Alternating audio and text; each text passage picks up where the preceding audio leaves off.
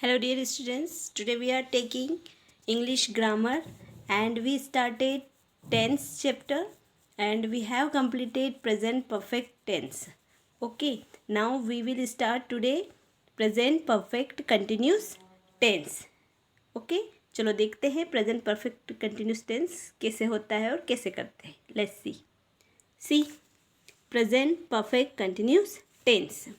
It expresses the action that began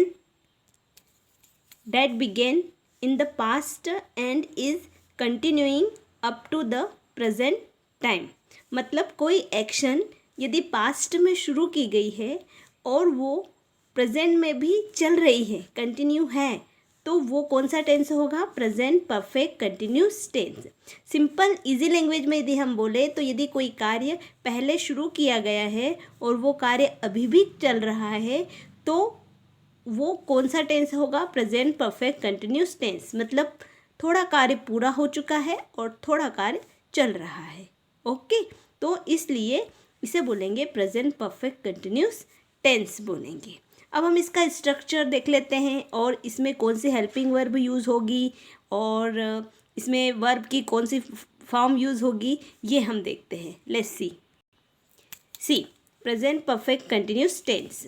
इसमें जो helping verb है वो हैज़ और हैव का यूज़ होगा, लेकिन साथ में बीन भी लगेगा. मतलब प्रेजेंट परफेक्ट में हैज़ और हैव था, प्रेजेंट परफेक्ट कंटिन्यूस में हैज़ बीन और हैव बीन का यूज़ होगा. और इसमें जो वर्ब है उस वर्ब में फर्स्ट फॉर्म में आईएनजी का यूज़ होगा और उसके साथ इसमें सिंस और फॉर का यूज़ होगा. सिंस का यूज़ निश्चित समय अंतराल के लिए होगा और फॉर का यूज़ अनिश्चित समय अंतराल के लिए होगा. मतलब पर्टिकुलर पीरियड टाइम के लिए सिंस और पर्टिकुलर पीरियड ऑफ टाइम नहीं हो तो फॉर का यूज़ होगा. ओके, अब निश्चित समय अंतराल मतलब जैसे सुबह निश्चित होती है, मॉर्निंग, इवनिंग, नून, नाइट, ये सब निश्चित होता है. ओके, लेकिन for 2 hours, 3 hours, 1 day, 2 day, ये अनिश्चित होता है. कोई से भी 2 दिन हो सकते हैं, कोई से भी 2 घंटे हो सकते हैं. ओके, लेकिन सुबह एक ही होती है, शाम भी एक ही होती है.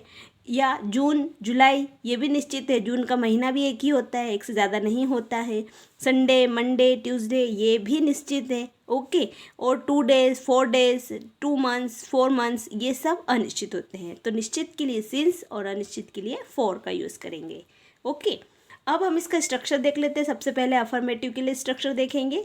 तो सबसे पहले अफर्मेटिव के स्ट्रक्चर में सबसे पहले आता है सब्जेक्ट प्लस हैज़ बीन और हैव बीन प्लस वर्ब में ING plus object plus since oblique for. S oblique F का मतलब है सिंस ऑब्लिक फॉर. या तो सिंस का यूज़ होगा या फॉर का यूज़ होगा. हम इसका एग्जाम्पल देखते हैं. He has been studying since evening. Structure के अकॉर्डिंग सब्जेक्ट ही है, फिर ही जो है वो सिंगुलर नंबर है और पिछली प्रेजेंट परफेक्ट में हमने बताया था कि सिंगुलर नंबर के साथ हैज़ और प्लूरल नंबर के साथ हैव का यूज़ करते हैं. तो ही हैज़, फिर क्या है? बिन, फिर क्या है? वर्ब में आईएनजी. तो क्या हो गया? स्टडिंग. स्टडिंग. ओके, तो स्टडिंग सिंस इवनिंग. इवनिंग है, पर्टिकुलर पीरियड टाइम है, तो सिंस इवनिंग. तो क्या हो गया हमारा sentence? He has been studying since evening. Okay, negative वाला देख लेते हैं. नेगेटिव में क्या होगा? Subject plus has have plus not been. मतलब हैज़ हैव और बीन के बीच में नॉट लग जाएगा.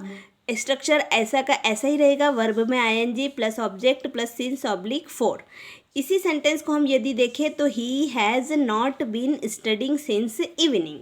ओके, वह he has not been studying since evening. वह शाम से पढ़ाई नहीं कर रहा है, स्टडी नहीं कर रहा है. ओके, नाउ इंटेरोगेटिव पे आ जाते हैं.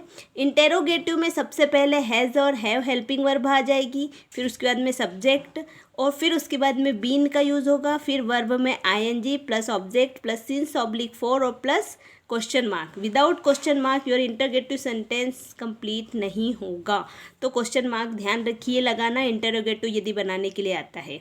आपको एग्जाम में नेगेटिव से इंटरोगेटिव, इंटरोगेटिव से नेगेटिव, नेगेटिव से अफर्मेटिव, इस तरह के सेंटेंस बनाने के लिए आते हैं.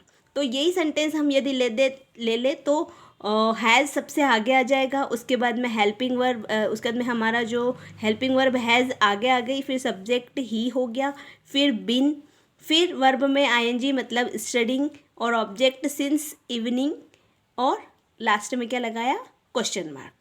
तो सभी को समझ में आया कि प्रेजेंट परफेक्ट कंटिन्यूस टेंस क्या होता है। ठीक है, तो अब इसको ध्यान से देखिए, और हम जो होमवर्क में एक्सरसाइज भेज रहे हैं वो आपको अपनी क्लास वर्क कॉपी में करना है। ओके, नेक्स्ट लेक्चर में हम फिर आपसे मिलेंगे। Thank you.